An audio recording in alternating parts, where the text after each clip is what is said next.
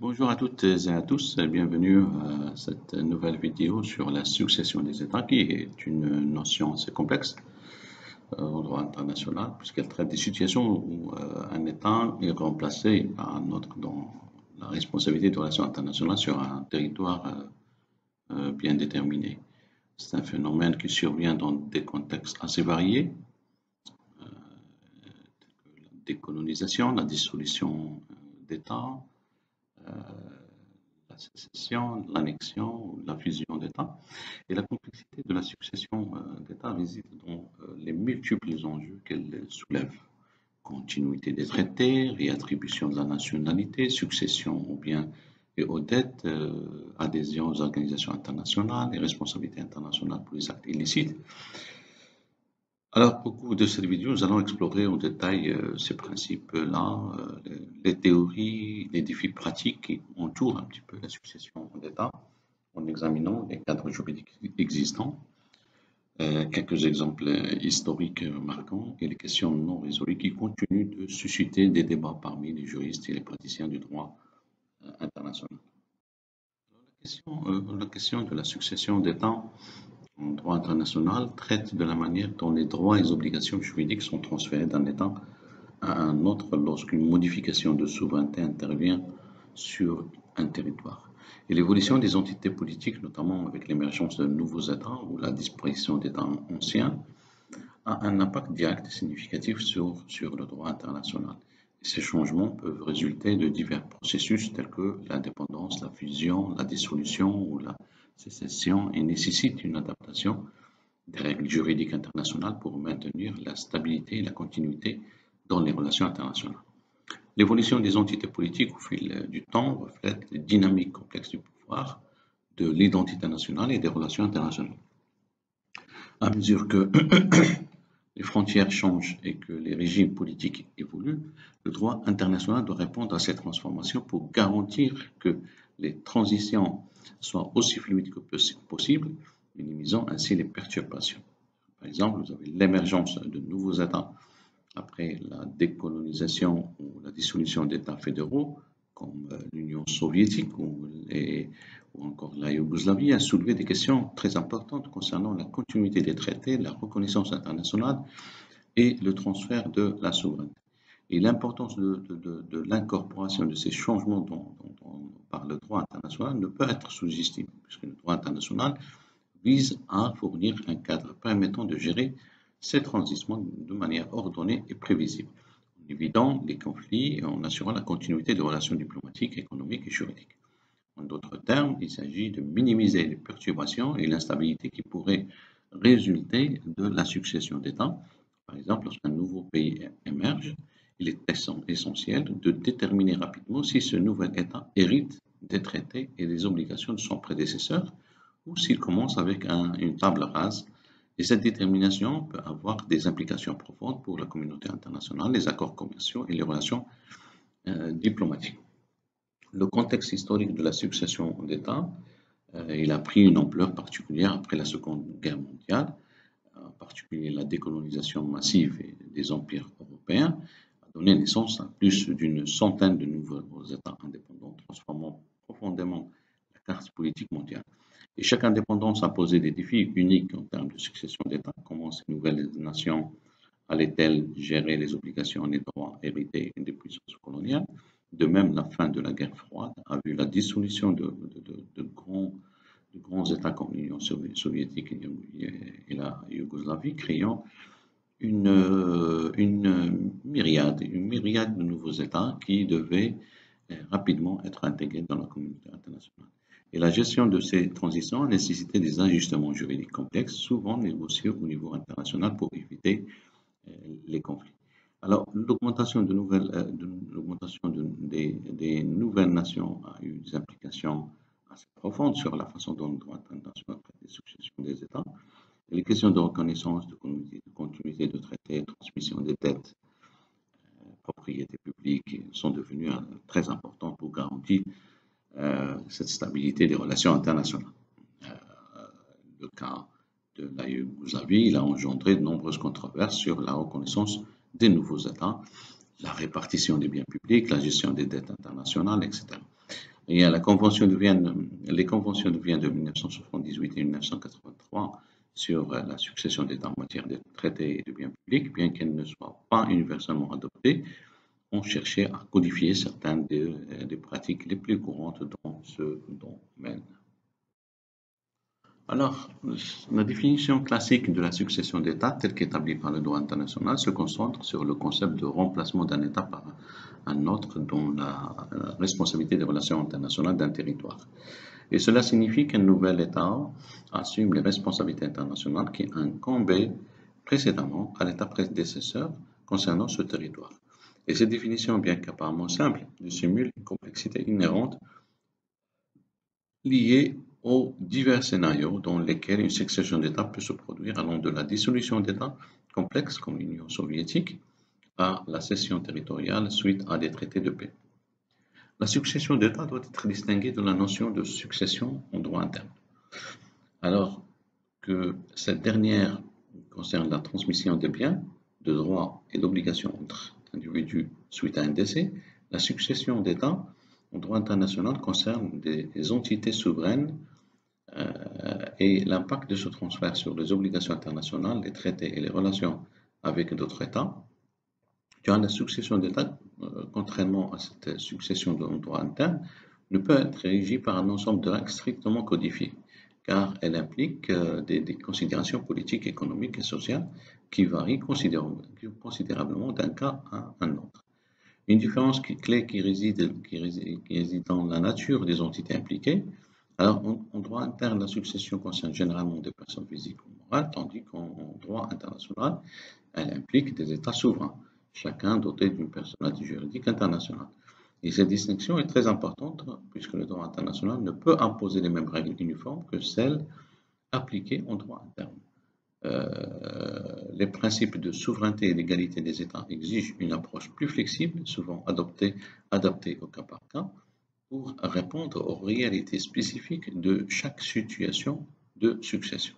Et l'importance des concepts de souveraineté, d'égalité des États et de non-ingérence est importante dans le cadre de la succession d'États. Et ces principes fondamentaux du droit international jouent un rôle central pour déterminer comment la succession est gérée et quelles obligations un État successeur peut ou doit assumer. Et la souveraineté implique que chaque État, qu'il soit prédécesseur ou successeur, conserve le contrôle ultime sur ses affaires internes et sur la manière dont il souhaite aborder les questions liées à la succession. Par conséquent, l'État successeur ne peut être contraint d'assumer toutes les obligations du prédécesseur sans son consentement explicite. Le principe de l'égalité des États est également pertinent car puisqu'il assure que tous les États, qu'ils soient prédécesseurs ou successeurs, sont traités sur un pied d'égalité dans le processus de succession.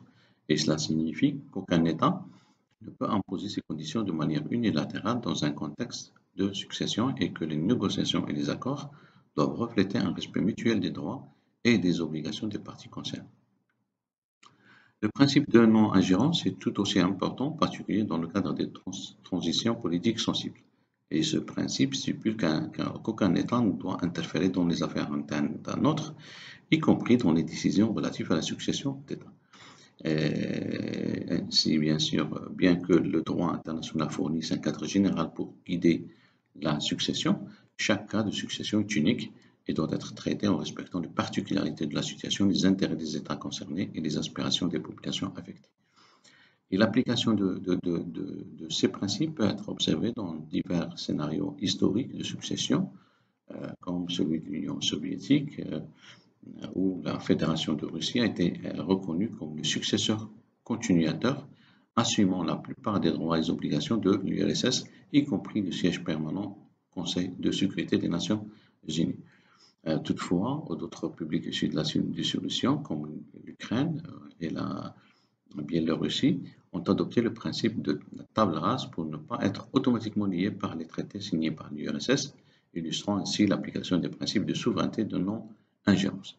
Il est également essentiel de noter que le processus de succession d'État ne suit pas toujours une ligne claire et prévisible. Les conflits sur la reconnaissance internationale, les désaccords sur la répartition des biens et des dettes et les différends concernant les droits et obligations des États tiers peuvent compliquer considérablement le processus. et la Convention de Vienne de 1978 sur la succession d'États en matière de traités, et celle de 1983 sur la succession d'États en matière de biens, archives et dettes d'État, bien qu'elles fournissent un cadre juridique important, n'ont pas résolu toutes les ambiguïtés liées à la succession d'État, en partie parce que ces conventions n'ont pas été universellement adoptées. Divers principes et théories ont émergé pour guider la transition des responsabilités internationales d'un État à un autre lorsqu'un changement de souveraineté se produit. Et parmi ces théories, il y a deux principales qui se démarquent, la théorie de la continuité et la théorie de la non-succession. Et ces concepts sont souvent appliqués différemment en fonction des circonstances historiques, politiques et géographiques spécifiques qui entourent un cas de succession d'État. La théorie de la continuité postule que l'État successeur continue d'exister comme l'entité légale qui représente la même personnalité juridique internationale que son prédécesseur. Et ce principe a historiquement été utilisé pour maintenir une certaine stabilité juridique, en particulier lorsque l'État prédécesseur ne disparaît pas entièrement, mais subit plutôt une transformation territoriale ou politique. Par exemple, après la dissolution de l'Union soviétique, la Russie elle a revendiqué la continuité de la personnalité juridique. Et cela a permis à la Russie de conserver la plupart des droits et obligations de l'URSS. De même, l'Inde, après la partition de 1947, a été considérée comme le successeur légal de l'Inde britannique, tandis que le Pakistan a été traité comme un nouvel État. À l'opposé, il y a la théorie de la non-succession qui propose qu'un État successeur n'assume aucune des obligations juridiques ou des droits de son prédécesseur. Et cette approche radicale a été au cœur de la doctrine du clean slate ou table rase, souvent associée au processus de décolonisation. Et selon cette doctrine, un nouvel État qui émerge d'un processus de décolonisation commence avec une ardoise vierge, libre des traités et des engagements contractés par l'ancienne puissance coloniale. Et cette théorie repose sur l'idée que ces engagements ont été imposés par le prédécesseur sans la participation ou le consentement du nouvel État souverain. Et cette approche a été mise en avant par de nombreuses nations africaines et asiatiques après leur indépendance dans les années 50 et 60, reflétant un rejet des arrangements hérités de la période coloniale. Cependant, il existe des limitations à l'application de la théorie Clean Slate. En particulier, elle ne s'applique pas aux traités ayant un caractère territorial, comme ceux établissant des frontières, qui restent en vigueur même après un changement de souveraineté. Et ces distinctions soulignent l'importance du concept de l'uti possidetis juris, un principe qui maintient les frontières coloniales pour prévenir les conflits territoriaux post-indépendance. La Convention de Vienne de 1978 sur la succession d'États en matière de traités et la Convention de 1983 sur la succession d'États en matière de biens, archives et dettes d'État, ils ont joué un rôle très important dans la structuration du cadre juridique international pour la succession d'États. Bien que ces conventions ne soient pas universellement ratifiées, elles codifient plusieurs principes de droit coutumier et offrent des directives assez précieuses pour traiter les questions complexes liées à la succession. Par exemple, la Convention de 1978 précise les conditions sous lesquelles les traités multilatéraux peuvent être considérés comme continuant à s'appliquer à un État successeur, tandis que la Convention 83 aborde plutôt la question de la répartition des biens et dettes entre les États successeurs. Alors, la théorie du droit de la succession et ses principes associés montrent cette tension permanente entre le besoin de continuité juridique et les aspirations des nouveaux États à se libérer des engagements non souhaités. Et dans la pratique, ces théories ne sont pas toujours appliquées de manière très rigide. Les circonstances spécifiques d'une succession d'États, telles que les accords politiques, les négociations bilatérales ou les résolutions internationales, jouent souvent un rôle très important dans la détermination de la manière dont les droits et les obligations sont transférés d'un État à un autre. Et la doctrine de la continuité et de la non-succession doivent être comprises comme des points de repère dans un processus où les réalités politiques et les impératifs juridiques se rencontrent et se réconcilient. Comme on l'a précisé, succession d'État peut se produire sous plusieurs formes, chacune ayant des implications uniques ou pour la transmission des droits et obligations du prédécesseur au successeur. Et ces différentes formes de succession d'État sont très importantes pour comprendre un petit peu comment le droit international gère les transitions de souveraineté et de relations internationales qui en découlent. Alors, la décolonisation, premièrement, euh, la décolonisation représente l'un des types les plus courants de succession d'État. Il implique la transition d'un territoire colonisé vers un statut d'État souverain indépendant. Et ce processus a marqué la période post-Seconde Guerre mondiale, alors que de nombreux anciens colonies ont accédé à leur indépendance, principalement en Afrique et en Asie. Et l'un des principes fondamentaux qui a émergé de ce type de succession, c'est celui de clean slate, table rase, qui a, comme on l'a précisé, ce qui stipule que le nouvel État indépendant n'hérite pas automatiquement des traités et obligations du prédécesseur colonial, à moins qu'il ne choisisse expressément de les assumer. Et cette doctrine a permis aux nouveaux États de définir leurs relations internationales sans être liés par les accords conclus par l'ancien pouvoir colonial. Et cependant, ce principe a ses limites, notamment en ce qui concerne les accords territoriaux ou les traités de frontières, qui restent toujours en vigueur pour garantir la stabilité internationale et la confiance dans la relation internationale. Alors, deuxième point, c'est la dissolution d'un État. Dissolution d'un État il se produit lorsqu'un État existant se fragmente en plusieurs entités nouvelles et indépendantes, et ce type de succession a des implications complexes, puisqu'elle implique non seulement la transmission de la souveraineté, mais aussi la division des biens, des dettes et des obligations internationales. L'exemple le plus notable, c'est la Yougoslavie notamment, qui a conduit à la création de plusieurs nouveaux États. Et dans ce cas, la question de savoir lequel de ces nouveaux États, le cas échéant, pouvait revendiquer des continuités de la personnalité juridique de l'ex-Yougoslavie était très importante. Les autres États ont dû établir de nouveaux accords pour diviser les actifs et les passifs de l'ex-État fédéral. Il y a la sécession. La sécession se produit lorsqu'une partie d'un État se détache pour former un nouvel État indépendant. Et ce type de succession peut être particulièrement contentieux puisqu'il soulève des questions sur la légitimité de la sécession et sur les droits du nouvel État à hériter des obligations des actifs du prédécesseur. Et le droit international est ambigu en ce qui concerne la sécession et ne reconnaissant généralement pas un droit unilatéral de sécession en dehors des contextes de décolonisation ou de situations d'oppression extrême.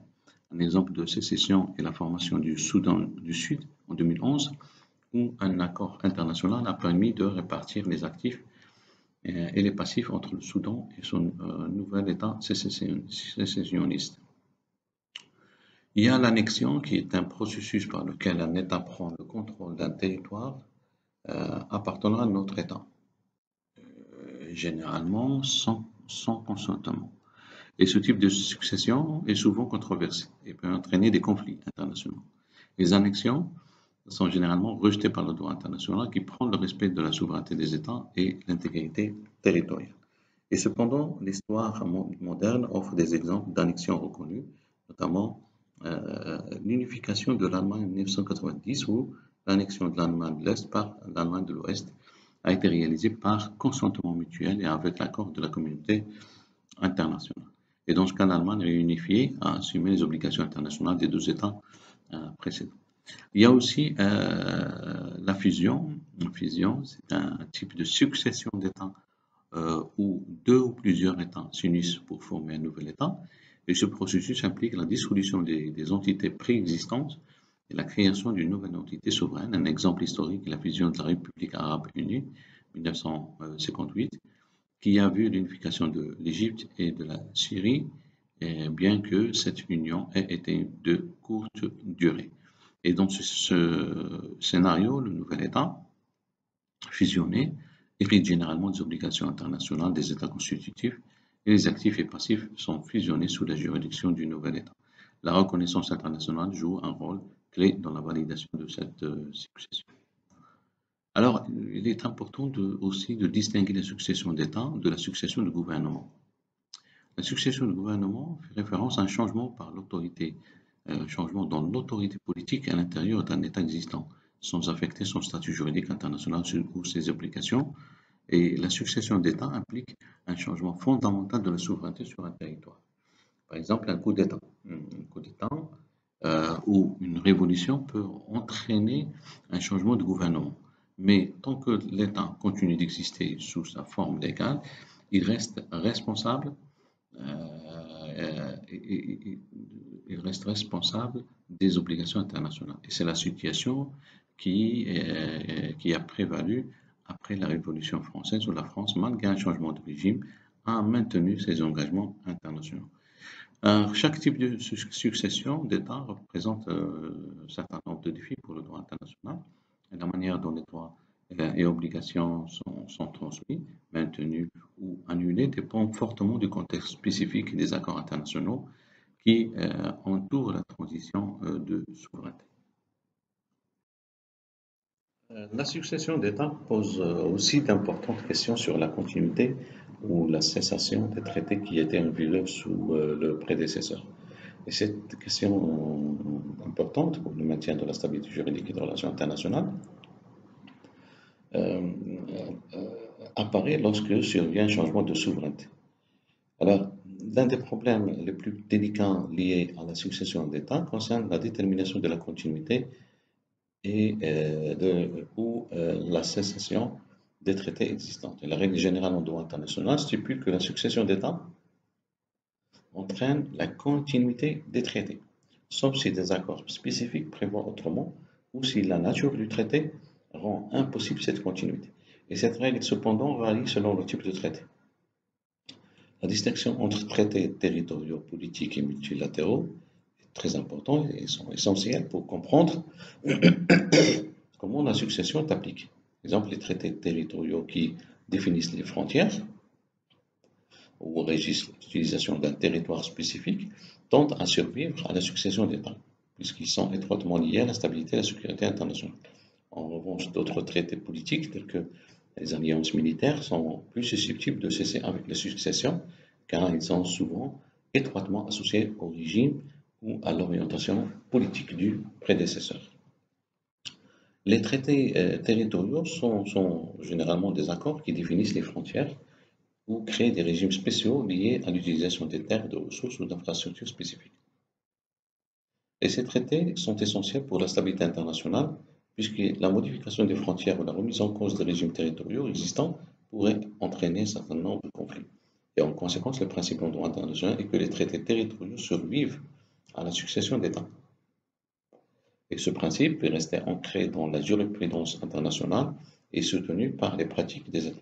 Par exemple, l'affaire du Burkina Faso contre le Mali, jugée par la Cour internationale de justice en 1986, a confirmé la continuité des frontières coloniales en vertu du principe de reciprocitas juris.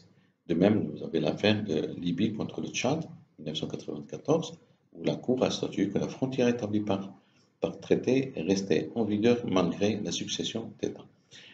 Vous avez l'article 11 de la Convention de Vienne 1978 sur la succession d'États en matière de traités, réaffirme cette règle, stipulant que la succession d'États n'affecte pas un traité établissant une frontière ni les obligations, les droits liés au régime de cette frontière. Contrairement aux traités territoriaux, les traités politiques, tels que les alliances militaires, les traités d'amitié ou de neutralité, sont souvent perçus comme étant intrinsèquement liés à l'État qui les a signés. Et ces traités sont généralement considérés comme cessant automatiquement lors de la succession d'États, à moins que le successeur ne choisisse de les renouveler ou de les adopter. Par exemple, lors de la dissolution de l'Union soviétique, les alliances politiques entre les États membres du pacte de Varsovie ont cessé d'exister avec la fin de l'URSS. Et les nouveaux États indépendants n'étaient pas automatiquement liés par ces accords, et ceux qui ont choisi de le faire ont dû signer de nouveaux accords bilatéraux ou multilatéraux. Et la doctrine de la continuité n'est donc pas appliquée de la même manière aux traités politiques. Les États successeurs doivent souvent évaluer s'ils souhaitent maintenir ou se dissocier de ces engagements, et cela peut dépendre de leur orientation politique ou des intérêts nationaux. Alors, par ailleurs, les traités multilatéraux posent un défi particulier en matière de succession de l'État. Ces traités, souvent négociés sous les auspices d'organisations internationales, et couvrent un large éventail de sujets, allant des droits de l'homme à la protection de l'environnement, commerce international, tout ça. Et donc la question de succession à ces traités dépend en grande partie de la nature du traité et de son importance pour la communauté internationale. Et selon la Convention de Vienne 1978, les États successeurs peuvent généralement choisir de continuer à être liés par les traités multilatéraux auxquels le prédécesseur était partie, sauf disposition contraire. Et ce choix est important pour assurer la continuité des obligations internationales et la stabilité juridique. Par exemple, la dissolution de Tchécoslovaquie en 1993, la République tchèque et la Slovaquie ont rapidement notifié aux Nations unies leur intention de continuer à respecter les traités multilatéraux en vigueur. Cependant, certains traités multilatéraux, en particulier ceux ayant un nombre limité de parties ou nécessitant un consentement spécial, peuvent exiger l'approbation des autres États parties pour que le nouvel État successeur puisse y adhérer. Et dans ces cas, l'admission du nouvel État dépend du consensus des autres membres du traité. Alors, les conventions de Vienne de 1978 et 1983 jouent quand même un rôle très important dans la structuration des règles relatives à la succession d'États en matière de traité. Vous avez la Convention de Vienne 1978 sur la succession d'États en matière de traité a codifié les principes de droit coutumier existants et a fourni un cadre pour la gestion des questions de succession. On a en particulier l'article 34 de la Convention 1978 est particulièrement important puisqu'il stipule qu'un traité en vigueur au moment de la succession continue à l'être pour les États successeurs à moins qu'il n'existe un accord contraire ou que le traité soit incompatible avec la nouvelle situation. Et cette disposition vise à préserver la continuité des obligations internationales tout en permettant une certaine flexibilité pour adapter les traités aux nouvelles réalités politiques. La Convention de Vienne de 1983 sur la succession d'États en matière de biens, archives et dettes d'État complète la Convention de 1978 en abordant la question de transmission des obligations financières et biens publics lors de la succession. Et bien que cette convention ne soit pas encore entrée en vigueur, elle reflète largement les pratiques coutumières en matière de succession d'État.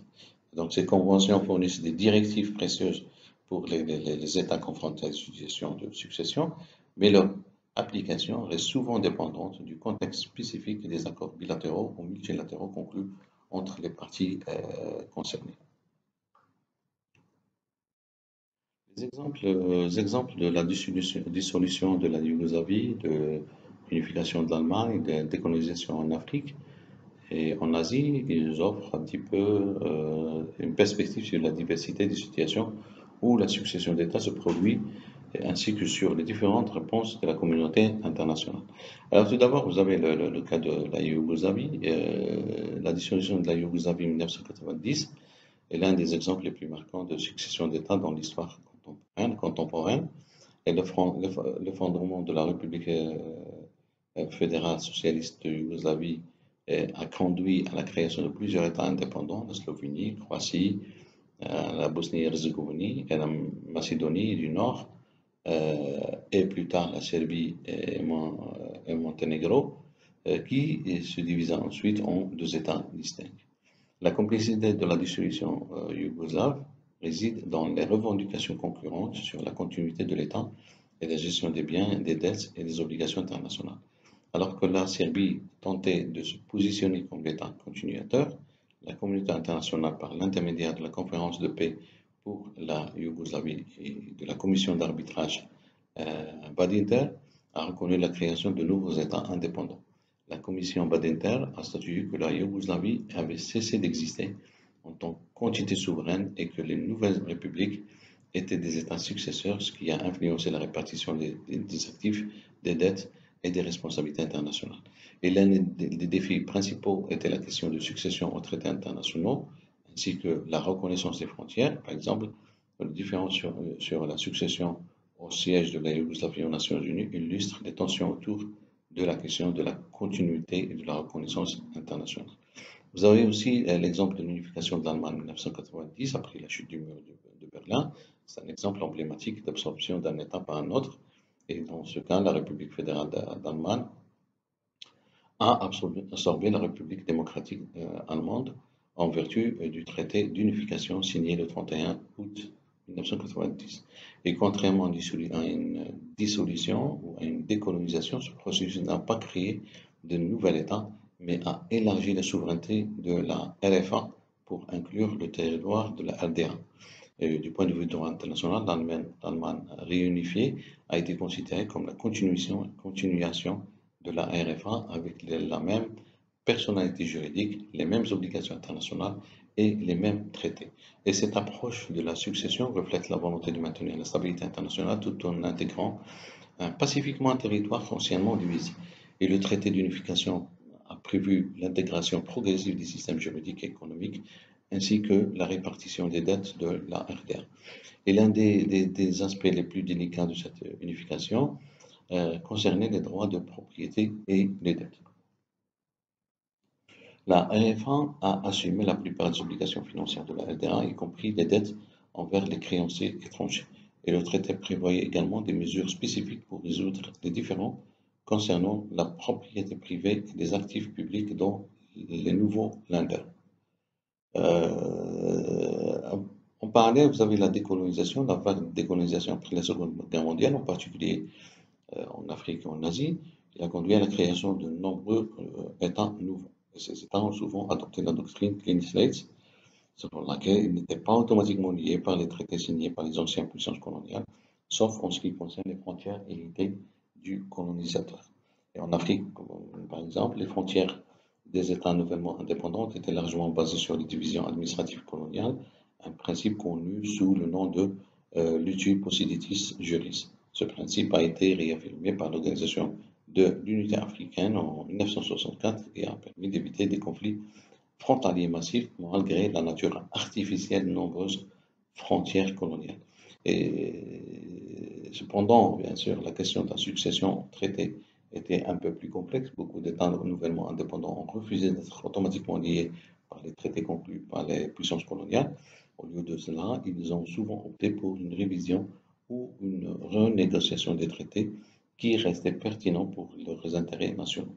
Par exemple, lors de l'indépendance de l'Inde en 1947, le gouvernement indien il a choisi de renégocier de nombreux accords bilatéraux, multilatéraux conclus avec la Grande-Bretagne. Alors, notamment la communauté internationale a adopté diverses approches pour gérer les successions d'États, souvent en fonction du contexte politique et des intérêts en jeu. Et dans le cas de dissolution, par exemple, de la Yougoslavie, la reconnaissance des nouveaux États était influencée par des considérations politiques, avec une intervention active de la communauté internationale pour tenter de stabiliser la région. En revanche, dans le cadre de l'unification allemande, l'approche a été largement consensuelle et axée sur la continuité juridique de l'Allemagne de l'Ouest. Et les commissions d'arbitrage, comme la commission de Badinter pour la Yougoslavie, ils ont joué quand même un rôle important dans la clarification des règles de succession et dans la gestion des conflits potentiels. Et de même, les organes internationaux tels que les Nations Unies ont souvent dû adapter leurs pratiques en matière de reconnaissance et d'adhésion pour faire face aux nouvelles réalités géopolitiques. Et donc la reconnaissance internationale est également un élément central de la succession d'États. Sans reconnaissance, un nouvel État peut rencontrer des difficultés à accéder aux organisations internationales ou à faire respecter ses droits au niveau mondial. Et la reconnaissance confère une légitimité aux nouveaux États et facilite leur intégration dans la communauté internationale. La succession d'États soulève aussi des questions complexes liées à la nationalité des individus qui résident sur le territoire concerné. Le processus de succession peut entraîner la réattribution de la nationalité ou, dans certains cas, l'apatridie. L'objectif principal du droit international est de prévenir cette dernière, c'est-à-dire l'apatridie, tout en assurant une transition harmonieuse des droits et obligations liés à la citoyenneté. Pour mieux comprendre ces enjeux, il est pertinent d'examiner les problèmes liés à la nationalité lors de la succession d'État en se référant à des exemples historiques. Alors, lorsque l'État succède à un autre, la question de la nationalité des habitants du territoire concerné devient primordiale. Et la nationalité est un lien juridique qui confère à un individu de droits et obligations vis-à-vis de l'État auquel il appartient. Et en cas de succession d'État, les habitants peuvent se retrouver face à plusieurs scénarios, la réattribution de la nationalité par le nouvel État, la possibilité de choisir leur nationalité ou, dans les cas les plus critiques, l'apatridie. La réattribution de la nationalité est souvent guidée par des considérations juridiques et politiques. Et dans certains cas, les habitants d'un territoire peuvent être automatiquement considérés comme citoyens du nouvel État. Cependant, des complications peuvent survenir, notamment lorsqu'un nouvel État refuse d'accorder sa nationalité à certains groupes ou lorsque le prédécesseur continue d'exister et autorise les individus à conserver leur ancienne nationalité. L'apatridie ou l'absence de nationalité reconnue. C'est une situation que le droit international cherche à éviter. Donc, les individus apatrides sont souvent privés de nombreux droits fondamentaux, y compris le droit à l'éducation, au travail et à la protection diplomatique. Et lors d'une succession d'États, des milliers de personnes peuvent se retrouver dans cette situation d'apatridie si des mesures appropriées ne sont pas mises en place pour assurer une transition en douceur. La dislocation de l'Union soviétique et de la Yougoslavie offre des exemples frappants des défis liés à la nationalité lors de la succession d'États. Après la dissolution de l'Union soviétique en 1991, 15 nouveaux États indépendants ont émergé, et chacun définissant ses propres critères de citoyenneté. La Fédération russe, par exemple, a reconnu automatiquement la citoyenneté russe à toute personne résidant sur son territoire au moment de la dissolution, à condition que cette personne n'ait pas exprimé son intention de devenir citoyen d'un autre État successeur. Cependant, des millions de personnes se sont retrouvées dans une situation ambiguë, notamment les Russes ethniques vivant dans les anciennes républiques soviétiques devenues indépendantes, comme l'Estonie, la Lettonie, et qui ont adapté des lois restrictives sur la nationalité. Et donc, beaucoup de ces personnes sont devenues apatrides, privées de la protection d'un État. Et de même, la dissolution de la Yougoslavie au début des années 90 a entraîné une fragmentation politique et ethnique complexe. Les républiques succédant à la Yougoslavie ont adopté des lois sur la nationalité qui ont souvent exclu certains groupes ethniques ou favorisé d'autres. Par exemple, en Croatie, les Serbes croates ont souvent été privés de leur citoyenneté ou ont dû faire face à des obstacles bureaucratiques pour la récupérer. En Bosnie-Herzégovine, les tensions ethniques ont compliqué davantage la question de la nationalité et les différents groupes ayant des allégeances nationales divergentes. Ces exemples montrent un petit peu non seulement les défis pratiques liés à la réattribution de la nationalité, mais aussi les conséquences potentiellement dévastatrices de la négligence ou du traitement discriminatoire dans ce domaine. La complexité des situations locales, combinée à la diversité des politiques nationales adoptées par l'État successeur, il a engendré un certain nombre de tensions sociales et des crises humanitaires dans plusieurs régions post-soviétiques et post-yougoslaves. Le droit international a cherché à répondre aux défis posés par la succession en matière de nationalité, principalement à travers des conventions et des recommandations qui visent à prévenir l'apatridie et à protéger les droits des personnes affectées. Et la Convention sur la réduction des cas d'apatridie de 1961 est l'un des instruments juridiques clés en la matière. Elle oblige les États partis à éviter que les individus deviennent apatrides en raison de la succession d'États. En vertu de cette convention, les États doivent accorder leur nationalité à toute personne née sur leur territoire ou résidant habituellement sur celui-ci qui autrement deviendrait apatride. Et cette convention a été d'une grande importance pour la protection des droits des individus lors des transitions politiques majeures, bien que son application reste limitée en raison du nombre restreint d'États signataires. En 1999, la Commission du droit international des Nations Unies a adopté un projet d'article sur la nationalité des personnes physiques en relation avec la succession d'États. Et ce projet vise à codifier et clarifier les principes relatifs à la nationalité dans de tels contextes. Les articles stipulent que chaque individu concerné par une succession d'États a droit à la nationalité d'au moins un des États impliqués, préconisant ainsi une approche proactive pour éviter l'apatridie. Et le projet d'article reconnaît également le droit des personnes concernées de choisir leur nationalité, en particulier dans les situations où un choix s'impose entre la nationalité de l'État successeur et celle de l'État prédécesseur. Et ce droit d'option est essentiel pour respecter les liens personnels et les identités culturelles des individus affectés par une succession d'États. En outre, le projet d'article de la CDI met l'accent sur la nécessité pour les États à adopter des mesures visant à protéger l'unité familiale lors de la succession d'État, en évitant la séparation des membres d'une même famille en raison de la réattribution de la nationalité. Et cela est particulièrement pertinent dans les contextes post-conflit où les familles peuvent se retrouver séparées entre différentes juridictions étatiques. Les normes internationales comme la Convention 61 et le projet d'article de la CDI de 1999 offrent donc un cadre juridique pour guider les États dans la gestion des questions de nationalité lors des successions d'États, mais leur efficacité dépend largement de l'engagement des États à respecter ces principes et à mettre en œuvre des politiques nationales conformes aux obligations internationales. Alors, la succession en biens et dettes constitue un autre domaine particulièrement complexe et controversé du droit international.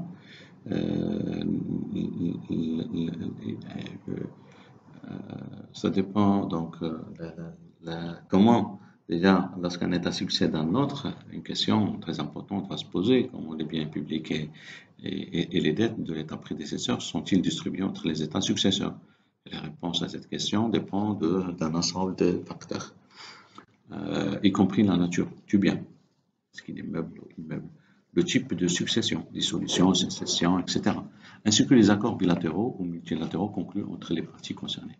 Et la gestion de la succession aux biens et dettes de l'État était au cœur de plusieurs négociations internationales, notamment dans les cas emblématiques de la dissolution de la Yougoslavie et de l'Union soviétique. Alors, le principe de base en matière de succession aux biens publics ou aux dettes repose sur l'idée que les biens situés sur le territoire de l'État successeur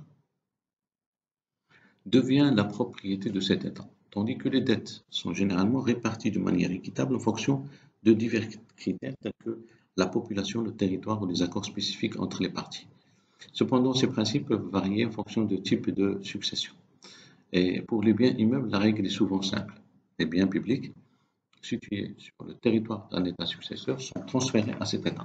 Cette règle a été appliquée de manière cohérente dans divers contextes de succession d'États. Par exemple, lorsque l'Union soviétique s'est dissoute, les biens publics situés dans les républiques nouvellement indépendantes ont généralement été transférés à ces républiques. Et pour les biens meubles, la situation est plus complexe. Les biens meubles, tels que les fonds publics, les réserves d'or, les équipements militaires, ne sont pas liés à un territoire particulier, ce qui rend leur répartition plus controversée. En général, la répartition des biens meubles se fait selon des critères tels que la population, la contribution économique ou la proportion de territoire contrôlé par chaque État successeur.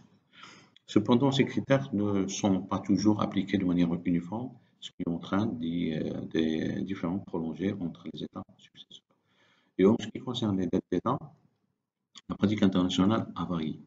Une tendance générale est de répartir les dettes de manière proportionnelle entre les États successeurs. Et cette répartition peut se faire en fonction de la part de la population du territoire ou des ressources économiques de chaque État successeur.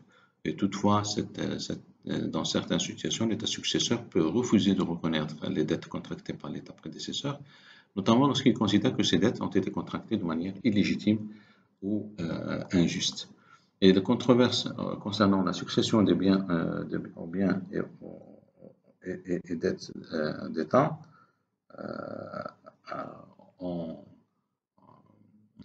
sont fréquentes. En particulier lorsqu'il s'agit de biens meubles ou de dettes qui ne sont pas facilement attribuables à un territoire spécifique. Et la complexité de la succession de biens meubles et immeubles réside dans la diversité des situations de succession d'État et des intérêts divergents des parties concernées. L'une des principales controverses concerne la succession des biens aux biens culturels et historiques. Et ces biens qui peuvent inclure des archives, des œuvres d'art, et des artefacts culturels ont souvent une valeur symbolique et nationale importante pour les États concernés. Et la restitution ou la répartition de ces biens peut être une source de tension entre les États successeurs de l'État prédécesseur. Vous avez le cas de l'Yougoslavie, des conflits ont éclaté entre les nouveaux États concernant la propriété de certains biens culturels tels que des œuvres d'art et des archives historiques. Un autre controverse majeure concernant la répartition des dettes, certains États successeurs peuvent refuser de reconnaître, comme on l'a dit, les dettes contractées par l'État prédécesseur, en particulier si ces dettes sont perçues comme ayant été contractées au détriment de la population du nouvel État. Et ce refus de reconnaissance peut entraîner des litiges prolongés avec les créanciers internationaux. De plus, il existe une distinction entre les dettes dites locales, liées à des projets spécifiques sur un territoire donné, et les dettes nationales contractées pour le compte de l'État dans son ensemble. Et cette distinction complique davantage la répartition des dettes entre les États successeurs. Euh, il y a aussi la question des biens situés à l'étranger, qui constitue un autre point de friction. Lorsqu'un État se dissout, les biens situés à l'étranger, tels que les ambassades, les comptes bancaires et les propriétés diplomatiques, doivent être répartis entre les États successeurs. Et cette répartition, souvent régie par des accords spécifiques, mais peut donner lieu à des litiges complexes si un consensus n'est pas atteint. Et dans certains cas, la propriété de ces biens a été gelée jusqu'à ce qu'un accord soit trouvé entre les parties concernées. Vous avez les exemples de succession de la Yougoslavie et de l'Union soviétique. Et par exemple, dans le cas des Yougoslavie, de la dissolution a conduit à la création de nouveaux États, et chacun revendiquant une part des biens publics et des dettes de l'ancien État. Et les négociations ont abouti à un accord de succession en 2001, connu sous le nom de l'accord de succession de la Yougoslavie, et qui a réparti les biens et les dettes de manière proportionnelle entre les nouveaux États en fonction des critères tels que la population et les territoires. Et cependant, malgré cet accord, des litiges persistent pendant des années, ont persisté pendant des années, notamment concernant la répartition des biens culturels et des fonds situés à l'étranger. Pour ce qui concerne l'Union soviétique, les négociations sur la répartition des biens et des dettes ont été tout aussi complexes. La Russie, en tant qu'État successeur principal, a hérité de la majeure partie des biens et dettes de l'Union soviétique. Et les autres républiques soviétiques nouvellement indépendantes ont également revendiqué une part des actifs et passifs de l'URSS. En 1991, les républiques soviétiques ont signé plusieurs accords pour répartir les biens et les dettes de manière équitable. Cependant, ces accords ont souvent été sujets à des désaccords, en particulier en ce qui concerne les actifs stratégiques tels que les réserves d'or et les armements nucléaires. Et en ce qui concerne les biens situés à l'étranger, les fédérations de Russie a assumé la plupart des responsabilités diplomatiques et a hérité la majorité des ambassades et des biens diplomatiques de l'Union soviétique. Cependant, certaines républiques, comme l'Ukraine, ont contesté la distribution de ces actifs, arguant qu'elles devaient recevoir une part plus importante en raison de leur contribution économique à l'Union soviétique. Alors, il y a les organisations internationales, oui, il y a la question de savoir si un État successeur doit, par exemple, automatiquement hériter de l'adhésion de son prédécesseur à l'ONU ou à d'autres organisations internationales. C'est une des plus litigieuses dans le domaine de la succession d'États. En principe, lorsqu'un État se dissout ou se divise en plusieurs entités, aucun des États successeurs ne peut prétendre automatiquement à la continuité de l'adhésion de l'État prédécesseur sans le consentement explicite des autres membres de l'organisation concernée. Et dans certains cas, un État successeur peut être reconnu comme le continuateur de l'État prédécesseur, comme ce fut le cas de la Fédération de la Russie après la dissolution de l'Union soviétique. Mais cette continuité est souvent contestée lorsqu'il s'agit de savoir si un État successeur peut conserver le statut de membre dans une organisation internationale, surtout si d'autres États successeurs ou membres de l'organisation contestent cette revendication. Et la communauté internationale doit alors déterminer si l'État successeur représente simplement la continuité de l'État prédécesseur ou s'il doit être traité comme un nouvel État, nécessitant une nouvelle admission. Et cette distinction est importante, car elle détermine si l'État successeur doit se soumettre aux procédures d'admission standard des organisations internationales ou s'il peut hériter de l'adhésion précédente sans nouvelle procédure. Vous avez les cas qu'on a soulevés tout à l'heure, le cas toujours de la Yougoslavie, qui a posé des défis majeurs pour la communauté internationale en ce qui concerne la continuité de l'adhésion à l'ONU. Et la République fédérale de Yougoslavie, composée de la Serbie et du Monténégro, a revendiqué le statut de continuateur et a tenté de conserver le siège de la Yougoslavie à l'ONU. Cependant, cette revendication a été largement contestée par les autres républiques de l'ancienne Yougoslavie et par la communauté internationale. Et donc, en 1992, l'Assemblée générale des Nations unies a adopté une résolution stipulant que la République fédérale de Yougoslavie ne pouvait pas automatiquement continuer l'adhésion de la République fédérale socialiste de Yougoslavie et qu'elle devrait donc demander une nouvelle admission à l'ONU en tant que nouvel État. Et la République fédérale de Yougoslavie n'a été admise à l'ONU qu'en 2000, après le changement de régime en Serbie et la dissolution de l'entité fédérale de Yougoslavie. Alors, l'Allemagne aussi offre un contraste intéressant avec celui de la Yougoslavie. Après la Seconde Guerre mondiale, l'Allemagne a été divisée en deux États, la RFA et la RDA. Et la RFA a été reconnue par la communauté internationale comme la continuatrice légale du Reich allemand, tandis que la RDA a été admise à l'ONU en tant que nouvel État membre en 1973. Après la réunification en 1990, la RFA a absorbé RDA et l'Allemagne unifiée a continué d'occuper le siège de la RFA à l'ONU sans nouvelle procédure d'admission. Alors, il y a aussi la partition de l'Inde et du Pakistan. La partition de l'Inde en 1947, elle a conduit à la création de deux États indépendants, l'Inde et le Pakistan. L'Inde a été reconnue comme le continuateur de l'Empire britannique des Indes, conservant ainsi l'adhésion de l'Inde à l'ONU. Et le Pakistan, en revanche, a été traité comme un nouvel État et a dû postuler pour devenir membre de l'Organisation des Nations Unies, ce qu'il a fait avec succès toujours en 1947. Cette distinction montre comment les nouveaux États peuvent être traités différemment en fonction de leur statut de continuateur ou de nouvelles États. Alors, la Comité des affaires juridiques de la 6e commission de l'Assemblée générale des Nations unies, il a joué quand même un rôle très important dans la formulation des principes régissant la succession d'États en matière d'adhésion aux organisations internationales. Alors, le premier principe, c'est le principe de la continuité. Stipule qu'un État membre d'une organisation internationale ne cesse pas d'être membre simplement en raison de changements constitutionnels ou territorial.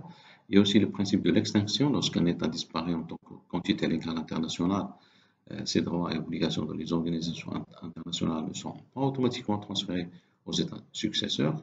Et il y a aussi le troisième principe d'admission, qui stipule que lorsqu'un nouvel État est créé à partir d'une partie d'un État membre existant, il ne peut pas prétendre automatiquement à l'adhésion de cet État à l'organisation internationale. Le nouvel État doit suivre les procédures d'admission normales, comme ce fut le cas pour le Pakistan après la partition de l'Inde.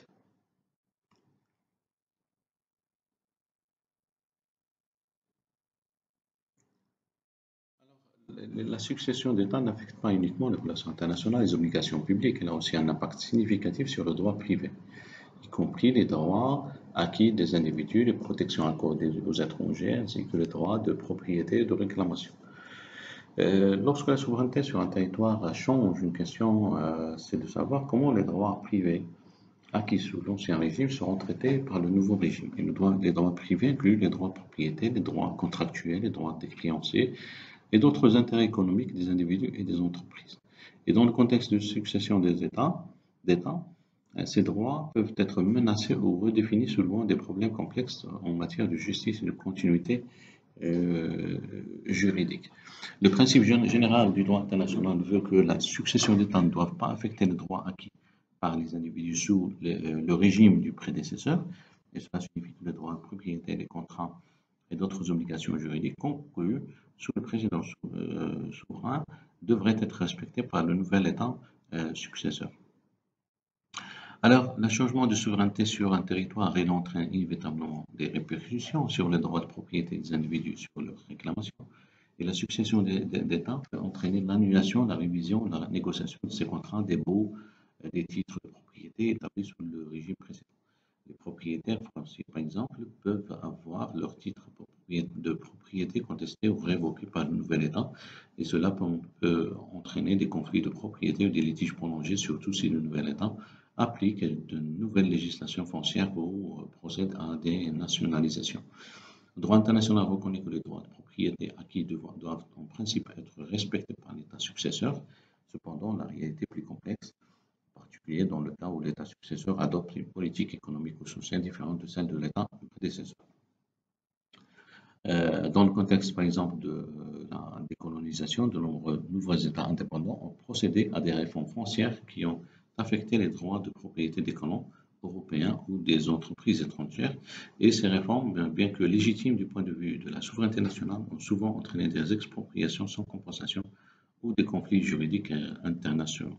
Alors, l'une des affaires les plus emblématiques en matière de droit privé dans le contexte de la succession d'État est l'affaire des colons allemands en Pologne, qui a été jugée par la Cour permanente de justice internationale en 1923. Et cette affaire illustre les tensions entre les droits acquis et les changements de souveraineté. Et elle est souvent citée comme une référence clé en droit international. Alors, après la Première Guerre mondiale, la Pologne a récupéré des territoires qui faisaient auparavant partie de l'Allemagne. Et ces territoires comprenaient des terres occupées par les colons allemands qui avaient acquis leur propriété sous la souveraineté allemande. Avec le transfert de souveraineté, la Pologne a contesté la validité de ces droits de propriété, en particulier dans le cas où les colons n'avaient pas finalisé leur achat avant le transfert de territoire. Et dans son jugement, la CPGI a affirmé que les droits de propriété acquis sous l'Allemagne devaient être respectés par la Pologne, malgré le changement de souveraineté. Et la Cour a statué que les colons allemands qui avaient acquis leurs terres conformément à la loi allemande devraient conserver leurs droits de propriété en vertu du droit international. Et la CPGI a souligné que le changement de souveraineté ne devrait pas annuler les droits privés acquis, sauf dans des circonstances exceptionnelles justifiées par le droit international. Et donc, cette décision établit un précédent important pour la protection des droits privés en cas de succession d'État et a renforcé le principe selon lequel des droits acquis, y compris les droits de propriété, doivent être respectés par les nouveaux États successeurs. Et cependant, l'affaire des colons allemands en Pologne a également montré les limites de ce principe, car sa mise en œuvre dépend de la volonté des États de respecter les décisions internationales et de protéger les droits des individus, même lorsque ces droits sont en conflit avec les objectifs politiques ou économiques du nouvel État. Alors un dernier point, ce sera sur la question de la responsabilité internationale dans le contexte de la succession d'État. En droit international, la succession d'État est régie par un ensemble de règles et de principes destinés à assurer une transition ordonnée des responsabilités entre États prédécesseurs et États successeurs. Et cependant, la question de la responsabilité internationale, c'est-à-dire la responsabilité pour des actes illicites commis par l'État prédécesseur, n'est pas toujours claire. Le principe de la souveraineté des États, de l'État souverain et de la continuité des obligations internationales joue donc un rôle très important dans la détermination de cette responsabilité. Et le principe général qui se dégage du droit international est que la succession d'État n'implique pas automatiquement la transmission des responsabilités pour les actes illicites du prédécesseur à l'État successeur. Et cela repose sur l'idée que la responsabilité pour les actes illicites est liée à la personnalité juridique de l'État. Et lorsque cette personnalité disparaît ou est remplacée, la responsabilité associée disparaît également. Et cette approche est principalement motivée par le désir de ne pas pénaliser un nouvel État pour des actions sur lesquelles il n'avait aucun contrôle. Et cependant, ce principe de non-responsabilité n'est pas absolu. Il existe des situations dans lesquelles un État successeur peut être tenu responsable des actes de son prédécesseur, notamment lorsque l'État successeur a explicitement accepté cette responsabilité ou lorsque des circonstances particulières du cas justifient une telle continuité. Vous avez ce concept de non-responsabilité, il est bien établi en droit international et sauf accord contraire aux situations exceptionnelles, l'État successeur n'est pas responsable des actes illicites commis par l'État prédécesseur. Et ce principe est également reflété dans les conventions internationales, donc, par exemple les conventions de Vienne 1978-83 sur la succession d'État en matière de traités de biens, de dettes et archives n'établissent pas une règle de transmission automatique de la responsabilité pour les actes illicites du prédécesseur à l'État successeur. Et cependant, ces conventions laissent également la porte ouverte à des arrangements bilatéraux, multilatéraux qui pourraient prévaloir à une telle responsabilité. Donc, bien que le principe de non-responsabilité soit largement accepté, il existe des situations exceptionnelles où un État successeur peut être tenu responsable des actes illicites de son prédécesseur. Ces exceptions sont souvent fondées sur des considérations d'équité, de justice ou de continuité d'obligations internationales. Une situation exceptionnelle est celle où l'État successeur est considéré comme la continuation de l'État prédécesseur et dans tel cas, l'État successeur va hériter des responsabilités de son prédécesseur, y compris pour les actes illicites. Un autre exemple, la jurisprudence internationale fournit Des exemples de la responsabilité ou la responsabilité pour les actes illicites est transférée dans des circonstances exceptionnelles, euh, dans l'arbitrage des phares, dans l'affaire des phares entre la France et la Grèce. Il a été décidé que la Grèce, en tant qu'État successeur, était responsable des obligations contractées par la Turquie et la Crète à l'égard de la société concessionnaire française. Et cette responsabilité était fondée sur l'adoption par la Grèce des obligations et des droits du prédécesseur, démontrant qu'une telle transmission de responsabilité est possible, bien que rare. Pour conclure, la succession d'État demeure un sujet des plus délicats et controversé du droit international en raison de la diversité des scénarios possibles et des implications profondes pour la communauté internationale.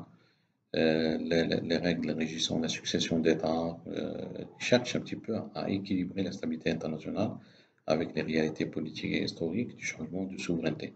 Et cependant, chaque cas de succession présente des particularités qui nécessitent une analyse contextuelle une approche flexible, hein, qu'il s'agisse de la continuité ou de la cessation des traités, de la gestion des biens et des dettes, réattribution de la nationalité ou de la responsabilité internationale, les questions soulevées par la succession touchent au fondement même de la souveraineté et des relations entre États.